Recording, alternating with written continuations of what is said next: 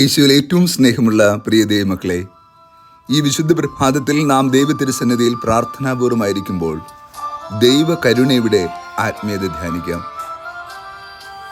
നമ്മുടെ കർത്താവായ യേശു ക്രിസ്തുവിൻ്റെ തിരുവുത്ഥാനത്തിൻ്റെ രണ്ടാമത്തെ ഞായറാഴ്ച ഇന്ന് ആഗോള തിരുസഭ നമ്മുടെ കർത്താവായ യേശു ക്രിസ്തുവിൻ്റെ കരുണയുടെ തിരുനാളായി ആചരിക്കുന്നു.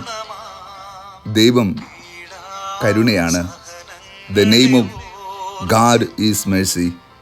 ദൈവത്തിൻ്റെ പേര് കരുണയെന്നാണ്. ഈ വാക്കിൻ്റെ ആത്മീയ അർത്ഥം ധ്യാനിച്ചാൽ നമ്മുടെ ഹൃദയം നുറുങ്ങി കണ്ണുകൾ നിറഞ്ഞൊഴുകി നമ്മൾ കൂടുതൽ സ്നേഹത്തോടെ അവൻ്റെ കൃപയിലേക്ക് ചേർന്ന് നിൽക്കും. കാരണം എന്തെന്നോ, മറ്റൊരു ബലവും നമുക്ക് ബാക്കിയില്ല. ഈ അവസാന കാലഘട്ടത്തിൽ ദൈവത്തിൻ്റെ കരുണയാണ് നമുക്ക് അഭയമായി രക്ഷയായി നൽകപ്പെട്ടിരിക്കുന്നത്. കാൽവരി മലയുടെ വിരിമാറിൽ നമ്മുടെ രക്ഷയ്ക്കായി പിടഞ്ഞു മരിച്ച ക്രിസ്തു ഈ കാരുണ്യത്തിൻ്റെ ഏറ്റവും മഹത്തായ രൂപവും ഭാവവും നമുക്ക് പകർന്നു നൽകി. ദൈവം കരുണയെങ്കിൽ അപ്രകാരം നാം കാരുണ്യത്തിൽ ജീവിക്കുവാൻ നമുക്ക് നൽകുന്ന ഓർമ്മപ്പെടുത്തലുകളാണ് ഇന്നത്തെ വചനഭാഗമെല്ലാം. ഇന്നത്തെ സുവിശേഷത്തിലേക്ക് നാം കടക്കുമ്പോൾ അവിടെ നമ്മുടെ കർത്താവായ യേശു ക്രിസ്തു വീണ്ടും പ്രത്യക്ഷ ദർശനം നൽകിക്കൊണ്ട് തൻ്റെ ശിഷ്യഗണത്തെ വിശ്വാസത്തിൽ ആഴപ്പെടുത്തുന്നു. യേശു പറയുന്നു, നിങ്ങൾക്ക് സമാധാനം. അടയ്ക്കപ്പെട്ട മുറിക്കുള്ളിൽ യേശു പ്രവേശിച്ചുകൊണ്ടാണ് അവർക്ക് സാന്ത്വനത്തിൻ്റെ ആത്മീയത പകരുക. എന്നാൽ തോമസ് അവരോടൊപ്പം ഉണ്ടായിരുന്നില്ല. 8 ദിവസങ്ങൾക്ക് ശേഷം യേശു വീണ്ടും അവർക്ക് വേണ്ടി പ്രത്യക്ഷപ്പെടുന്നു. ഒരർത്ഥത്തിൽ തോമസ് എന്ന അപ്പോസ്തലനെ വിശ്വാസത്തിൽ ബലപ്പെടുത്തുവാൻ വേണ്ടി യേശു അവരുടെ മുമ്പിൽ വന്നു നിന്ന് ഇങ്ങനെ പറയുന്നു, തോമസ്, ഇവിടെ വരിക, നിന്റെ വിരൽ കൊണ്ട് എൻ്റെ മുറിപ്പാടിൽ തൊട്ടുകൊള്ളുക, എൻ്റെ മുറിവുകൾ കാണുക, അവിശ്വാസിയാകാതെ വിശ്വാസിയായിരിക്കുക. തോമസ് നിലവിളിച്ചു, എൻ്റെ കർത്താവേ, എൻ്റെ ദൈവമേ. സത്യത്തിൽ അതൊരു അനുതാപത്തിൻ്റെ വിശ്വാസ പ്രഖ്യാപനമായിരുന്നു. ഇനി ഒരിക്കലും നിന്നെ ഞാൻ സംശയിക്കില്ല എന്ന് ദൈവത്തിന് വാക്ക് നൽകുകയായിരുന്നു. പിന്നെ ഒരിക്കലും തോമസ് സംശയിച്ചില്ല. കാരണം അവൻ ക്രിസ്തുവിൻ്റെ മുറിവും ആ മുറിവിൻ്റെ ആഴവും കണ്ടു.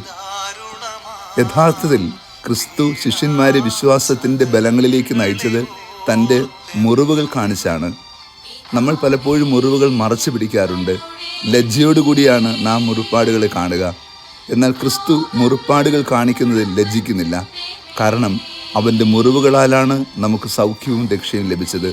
ക്രിസ്തുവിൻ്റെ മുറിവിന് രക്ഷയുടെ ബലമുണ്ട്. അതുകൊണ്ട് അവൻ മുറിപ്പാടുകൾ കാണിച്ചു. വിശ്വാസരാഹിത്യമുള്ള ശിഷ്യ സമൂഹത്തെ ഈ കാലഘട്ടത്തെ വിശ്വസിപ്പിക്കുവാൻ ക്രിസ്തുവിൻ്റെ മുറിവിന് ശക്തിയുണ്ടെന്ന് തിരിച്ചറിയുക.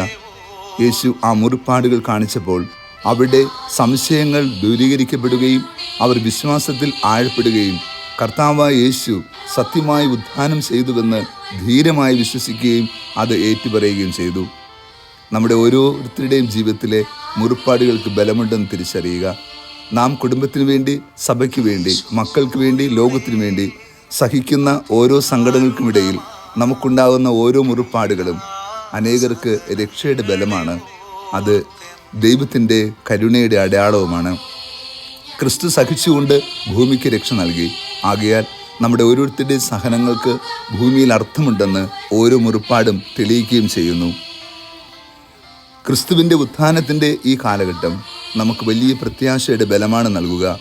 കർത്താവായ യേശു ക്രിസ്തു കാരുണ്യത്തിൻ്റെ തിരുമുഖം ലോകത്തിന് നൽകിക്കൊണ്ട് നമ്മളെല്ലാവരെയും അവൻ്റെ കരുണയിലേക്ക് സ്നേഹപൂർവ്വം ക്ഷണിക്കുന്നു. ഈശോയുടെ അതിദാരുണമായ പീഡാസഹനങ്ങളെ പ്രതി, പിതാവേ, ഞങ്ങളുടെ മേലും ലോകം മുഴുവൻ്റെ മേലും കരുണയായിരിക്കണമേ എന്ന പ്രാർത്ഥന ഭൂമിക്ക് ഏറ്റവും ആശ്വാസത്തിൻ്റെയും രക്ഷയുടെയും അടയാളമാണ്. ഈ കാലഘട്ടത്തിൽ നമുക്ക് ലോകത്തിനു വേണ്ടി എന്നും നിലവിളിക്കേണ്ട പ്രാർത്ഥന കൂടിയാണത്. നാം കരുണയുടെ ജപമാല ചൊല്ലി പ്രാർത്ഥിക്കുമ്പോൾ സത്യത്തിൽ ഭൂമിക്ക് മുഴുവനും വേണ്ടിയാണ് നമ്മൾ പ്രാർത്ഥിക്കുക. സകല ജാതി മനുഷ്യർക്കും വേണ്ടിയാണ് പ്രാർത്ഥിക്കുക. സ്വർഗത്തിലെ ദൈവത്തിൻ്റെ വലിയ കാരുണ്യം ഭൂമിയുടെ മേൽ എന്ന് നിലനിൽക്കുക തന്നെ വേണം. എന്തുകൊണ്ട് നാം കരുണയ്ക്കായി പ്രാർത്ഥിക്കണം? കാരണമുണ്ട്. ഈ കാലഘട്ടത്തിൽ നമുക്ക് മറ്റു ഒരു അഭയവുമില്ല. കർത്താവിൻ്റെ കരുണ മാത്രമാണ് നമ്മുടെ രക്ഷയും അഭയവും. ആ കാരുണ്യം നഷ്ടപ്പെട്ടു പോയാൽ, പിൻവലിക്കപ്പെട്ടു പോയാൽ നമ്മൾ വീണുപോകും. കർത്താവായ യേശു ക്രിസ്തുവിൻ്റെ കരുണയിൽ ആശ്രയിച്ചുകൊണ്ട് നന്മ നിറഞ്ഞ ജീവിതം നയിച്ച് നിത്യരക്ഷ സ്വന്തമാക്കുവാൻ മക്കളാൽ നമുക്ക് കൃപാവരം നൽകണമേ എന്ന് ഈ ദിനം പ്രാർത്ഥിക്കാം. ഒപ്പം ലോകം മുഴുവന് വേണ്ടി കർത്താവിൻ്റെ കരുണയ്ക്കായി കരങ്ങൾ ഉയർത്തുവാനുള്ള വലിയൊരു ഉത്തരവാദിത്വം ഈ ദിനം നമുക്ക് ഏറ്റെടുക്കാം. കർത്താവ് നിങ്ങളോട് കൂടെ.